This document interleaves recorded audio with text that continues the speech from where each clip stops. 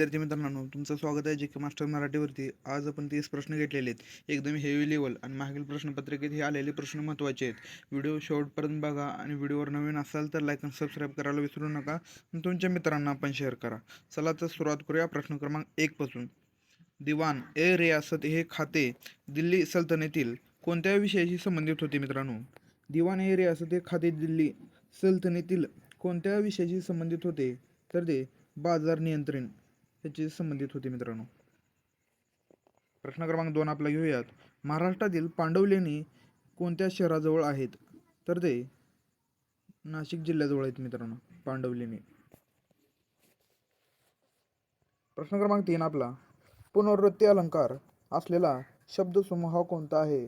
तर तो मित्रांनो, पुनरावृत्ती हा गोड गोड अलंकार हा आहे शब्दसमूह. प्रश्न क्रमांक 4 आपला. लॅक्टिक ॲसिड शरीरात कधी वाढते? लॅक्टिक ॲसिड हे तीव्र व्यायामात वाढते मित्रांनो. तीव्र व्यायाम केल्यानंतर लॅक्टिक ॲसिड शरीरात वाढते. प्रश्न क्रमांक 5 आपला. तारिक अ फिरोजशाही ग्रंथ कोणी लिहिलेला आहे? तारिक अ फिरोजशाही ग्रंथ, तर तो जियाउद्दीन बर्नी ह्याने लिहिलेला आहे. जियाउद्दीन बर्नी. प्रश्न क्रमांक 6 आपला. कावळ्याच्या शापाने गाय मरत नाही या म्हणीचा अर्थ काय आहे? कावळ्याच्या शापाने, तर तो वाईट इच्छा पूर्ण होत नाहीत मित्रांनो. वाईट इच्छा पूर्ण होत नाहीत म्हणीचा अर्थ. प्रश्न क्रमांक 7 आपला. भारतातील चिल्का सरोवर कोणत्या राज्यात आहे? तर तो मित्रांनो पश्चिम बंगाल, ओडिसा, आंध्र प्रदेश, गुजरात, तर ओडिसा ह्या राज्यामध्ये आहे चिल्का सरोवर. प्रश्न क्रमांक 8 आपला. इन्झाईम रासायनिकदृष्ट्या मुख्यतः काय असतात? इन्झाईम रासायनिकदृष्ट्या, तर ते मित्रांनो प्रथिने असतात, प्रथिने. प्रश्न क्रमांक 9 आपला. अजिंठा चित्रकलेचा प्रमुख विषय कोणता आहे? तर तो जैन धर्म आहे मित्रांनो. जैन धर्म अजिंठा चित्रकलेचा प्रमुख विषय. प्रश्न क्रमांक 10 आपला. कडेलोट या शब्दाचा योग्य अर्थ कोणता? कडेलोट, तर तो मित्रांनो पूर्ण नाश होतो. कडेलोट म्हणजे पूर्ण नाश ह्या म्हणीचा अर्थ, योग्य अर्थ मित्रांनो या शब्दाचा अर्थ. प्रश्न क्रमांक 11 आपला. गेट बॅरियर रीफ कोणत्या देशाजवळ आहे? गेट बॅरियर रीफ, तर तो ऑस्ट्रेलिया ह्या देशाजवळ आहे मित्रांनो, गेट बॅरियर रीफ. प्रश्न क्रमांक 11 आपला. प्रकाश संश्लेषण प्रक्रियेत तयार होणारा मुख्य वायू कोणता आहे? तर तो मित्रांनो ऑक्सिजन हा आहे. प्रकाश संश्लेषण प्रक्रियेत तयार होणारा मुख्य वायू तो ऑक्सिजन आहे. प्रश्न क्रमांक 13 आपला. महानुभाव हा पंथसंस्थापक कोण आहे? तर तो चक्रधर स्वामी हा आहे महानुभाव पंथ संस्थापक. प्रश्न क्रमांक 14 आपला. डोळ्यात धूळ फेकणे ह्या वाक्याचा प्रकार कोणता मित्रांनो? वाक्यप्रचाराचा अर्थ काय आहे डोळ्यात धूळ फेकणे? तर ते मित्रांनो फसवणे. डोळ्यात धूळ फेकणे म्हणजे फसवणे. प्रश्न क्रमांक 15 आपला. इंद्राव पॉइंट कोणत्या बेटावर आहे? तर तो ग्रेट निकोबार ह्या बेटावर आहे मित्रांनो. प्रश्न क्रमांक 16 आपला. रक्तातील आरबीसी चे सरासरी आयुष्य किती असते? रक्तातील आरबीसी चे, तर मित्रांनो 120 दिवस असते.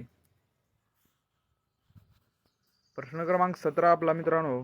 रुक्मिणी स्वयंवर हा ग्रंथ कोणी लिहिलेला आहे? रुक्मिणी स्वयंवर, तर तो नरेंद्र यांनी लिहिलेला आहे. नरेंद्र. प्रश्न क्रमांक 18 आपला.